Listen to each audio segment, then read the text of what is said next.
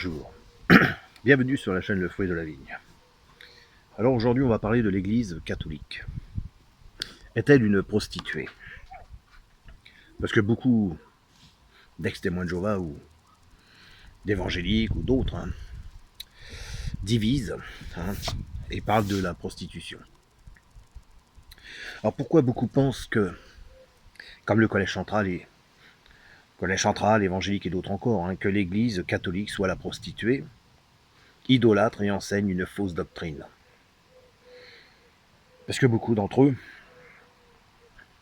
refusent aujourd'hui de voir l'essence des premiers chrétiens catholiques. Et certains diront qu'elle se prostitue. Pourtant, certains qui le disent pleurnichent à la cour européenne parce que dans certains pays n'ont pas le droit de pratiquer leur culte. Et oui, c'est oublier également les martyrs.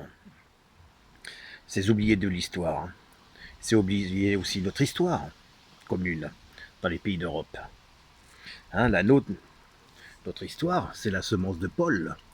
Oui, les semences de vérité qu'il est venu apporter et le sang du Christ qui a amené des gens à le suivre, ce qui a amené aussi des martyrs.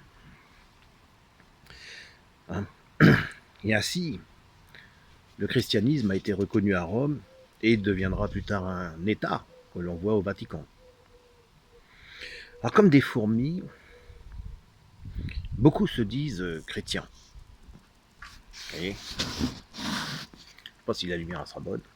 Beaucoup se disent chrétiens, partagent sur leur site leurs idées concernant la sainte doctrine, la saine doctrine. Il est vrai que l'organisation des témoins de Jéhovah, qui se disent être neutres, font partie de cela. Et beaucoup d'entre vous qui me suivez, ou suivez d'autres chaînes d'ex-témoins de Jéhovah, avez certainement cette même réflexion.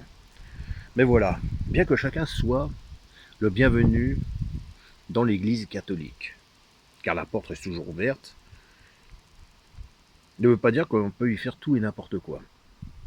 Comme beaucoup d'entre nous, en tout cas moi je le pense, je ne pense pas que les catholiques soient idolâtres. Tout simplement parce qu'ils auraient des statues et se mettraient un genou devant. Il faut savoir ce qu'est l'idolâtrie.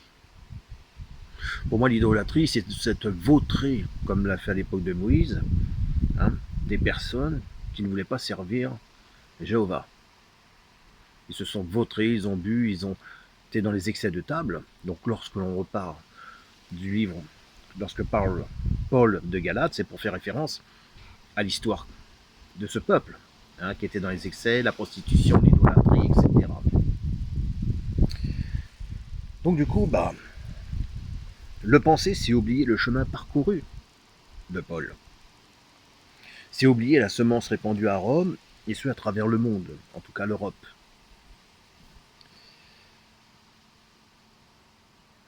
Alors même qu'en France, nos druides pratiquaient la barbarie, alors même que nous étions des sauvages, les Romains nous ont quand même apporté la civilisation. Il suffit de regarder autour de nous et de voir les constructions qui ont été faites, d'ailleurs même les routes. Nous avons, au-delà des constructions, reçu l'évangile, la bonne nouvelle, qui nous parle d'un roi, un bon roi, ce qu'a voulu représenter les rois de France. Les lieutenants du roi, c'était de représenter être un bon roi. Croyez-vous sincèrement, de tout votre cœur, que si l'Église catholique était une prostituée comme on le fait entendre de plus en plus aujourd'hui, par le nombre de ses adversaires, que des semences de vérité auraient subsisté? À la base, Jésus est venu pour les Juifs. Ensuite, il y avait un deuxième troupeau, ça aurait dû être les Samaritains. Jésus voulait regrouper les tribus d'Israël. Mais ce projet n'a pas abouti et donc du coup, Jésus a ouvert ses bras aux chiens, c'est-à-dire à nous. Nous sommes des chiens pour eux. Donc, c'est-à-dire nous les Goïs ou Édom. Paul connaissait les Romains. Et oui, puisque d'ailleurs les Romains se sont convertis pour un certain nombre au judaïsme. Ils venaient de Rome lorsqu'il y avait la fête pour y recevoir le nécessaire, on va dire, spirituel et traditionnel. D'accord? Donc il participait à la fête. Lorsque Paul s'est lui-même rendu à Rome, a dû s'adapter au message, et ce message l'adapter à ses citoyens. Il y avait des philosophes, hein, des personnes très érudites, et Paul était un excellent orateur. Il faut savoir d'où il venait pour avoir une très bonne élocution, on le sait. Et c'est un pharisien, il avait étudié. Aujourd'hui, sous diverses formes, le catholicisme est quand même attaqué. Par l'ensemble des religions, par l'ensemble des politiques, et beaucoup de manœuvres tendent à lui détruire ce monument. On voudrait détruire les églises, lieux construits par les chrétiens, voire même par des francs-maçons, qui croyaient en Dieu, qui croyaient en Jésus, il y en a qui croient en Jésus. Mais aussi détruire ce qui appartient à notre histoire commune, pour faire de nous des coquilles vides, afin de pouvoir servir un système mondial, être un citoyen, sans identité. Ces mêmes personnes qui nous disent suivre Jésus se placent du même côté que le diable. Ils sont là pour diviser, pour s'amener un troupeau vers eux, ça s'arrête là. Tant de rumeurs, aussi bien religieuses que politiques, contre le catholicisme. Donc on montre bien aujourd'hui, plus que jamais, et là il faut le reconnaître, que nous sommes, en tout cas que l'Église catholique est attaquée, on incendie les cathédrales, on agresse sauvagement des personnes qui font une marche, par exemple à Paris, la marche catholique prise à partie pour les 150 ans de la commune. On détériore l'intérieur des églises, ou encore un jury avec des comportements acceptables et acceptés par les services publics, disant oui mais c'est pas méchant de voir une personne être nue ou taper dans les cloches et autres. Et pourquoi sont-ils protégés par les médias avec de tels comportements? Et pourquoi on nous ment sur l'histoire religieuse, celle du catholicisme? Moi je vais vous répondre. C'est pour éteindre les cendres de la vérité, qui se révèlent depuis quelques années. Et oui, ils apparaissent au grand jour. Pareillement, ils vont faire taire la vérité sur les réseaux sociaux. Pourquoi? Pour que les individus, vous, ne puissiez pas vous affranchir. Donc arrêtez de plonger votre regard sur la Bible, dire que le catholicisme pratique l'idolâtrie alors même que Jésus a choisi comme troupeau des goïs. Voilà.